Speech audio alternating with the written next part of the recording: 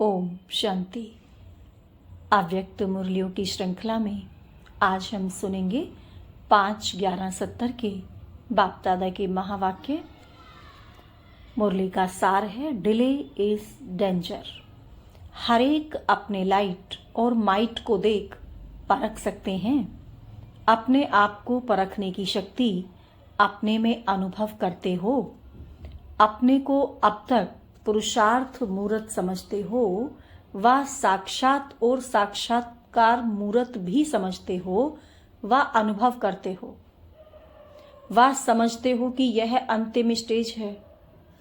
अभी अभी आपके भक्त आपके सम्मुख आए तो आपकी सूरत से उनकी किस मूर्त का साक्षात्कार होगा? कौन सा साक्षात्कार होगा? साक्षात्कार मूर्त सदैव संपूर्ण स्थिति का साक्षात्कार कराएंगे। लेकिन अभी अगर आपके सामने कोई आए तो उन्हें ऐसा साक्षात्कार करा सकेंगे? ऐसा तो नहीं कि आपके पुरुषार्थ की उतराई और चढ़ाई का उन्हें साक्षात्कार होता रहेगा। फोटो निकालते समय अगर कोई भी हलचल होती है तो फोटो ठीक निकलेगा?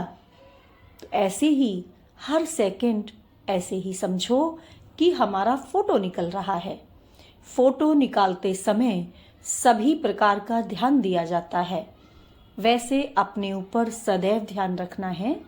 एक एक सेकंड इस पुरुषार्थ व पुरुषोत्तम संगम युग का ड्रामा रूपी कैमरे में आप सभी का फोटो निकलता जाता है, जो वही चित्र फिर चरित्र के रूप में गायन होता जाएगा। और अभी के भिन्न भिन्न स्टेज के चित्र भिन्न भिन्न रूप में पूजे जाएंगे। हर समय यह स्मृति रखो कि अपना चित्र ड्रामा रूपी कैमरे के सामने निकाल रहा हूं। अब के एक एक चित्र एक एक चरित्र गायन और पूजन योग्य बनने वाले हैं। जैसे यहाँ भी जब आप लोग कोई ड्रामा स्टेज पर करते हो और साक्षात्कार करते हो तो कितना ध्यान रखते हो। ऐसे ही समझो बेहद की स्टेज के बीच पार्ट बजा रही हूँ व बजा रहा हूँ। सारे विश्व की आत्माओं की नजर मेरी तरफ है। ऐसे समझने से संपूर्णता को जल्दी धारण कर सकेंगे। समझा?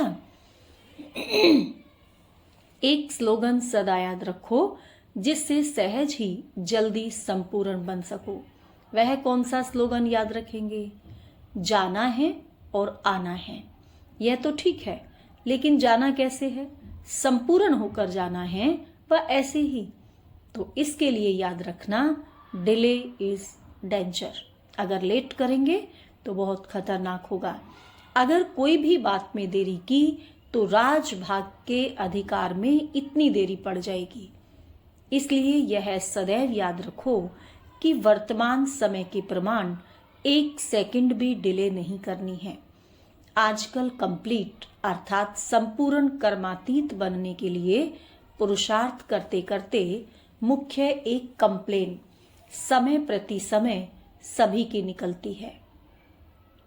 चाहते हैं कंप्लीट होना, लेकिन वह कंप्लीट होने नहीं देती। वह कौन सी कंप्लेन है? व्यर्थ संकल्पों की। कंप्लीट बनने में व्यर्थ संकल्पों के तूफान विघन डालते हैं। यह मेजॉरिटी की कंप्लेन है।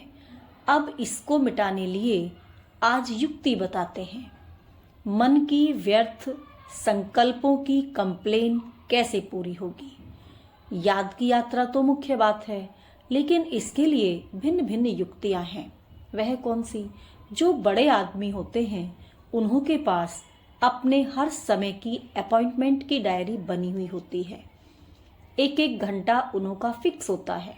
ऐसे आप भी बड़े ते बड़े हो ना, तो रोज अमृत वेले सारे दिन की अपनी अपॉइंटमेंट की डायरी बनाओ।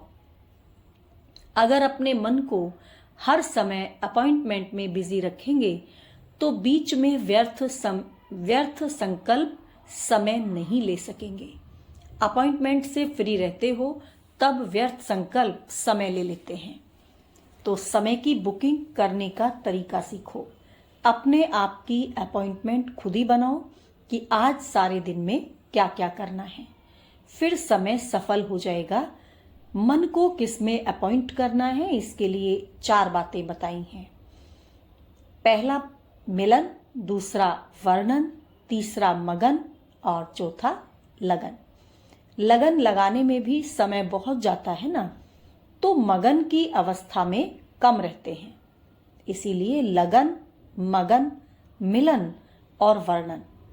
वर्णन है सर्विस, मिलन है रूहू रूहान करना, बाप दादा से मिलते हैं ना, तो इन 4 बातों में अपने समय को फिक्स करो। अगर रोज की दिनचर्या फिक्स करने के लिए अपॉइंटमेंट सारे समय की फिक्स होगी, तो बीच में व्यर्थ संकल्पों को डिस्टर्ब करने का समय ही नहीं मिलेगा। जैसे कोई बड़े आदमी होते हैं तो बिजी होने के कारण और व्यर्थ बातों तरफ ध्यान और समय नहीं दे सकते हैं। तो ऐसे अपनी दिनचर्या में समय को फिक्स करो। इतना समय इस बात में, इस समय इस बात में लगाना है। ऐसी अपॉइंटमेंट अपने निश्चित करो, तब यह कंप्लेन खत्म होगी और कंप्लीट बन जाएगी। अच्छा, ओम शांति।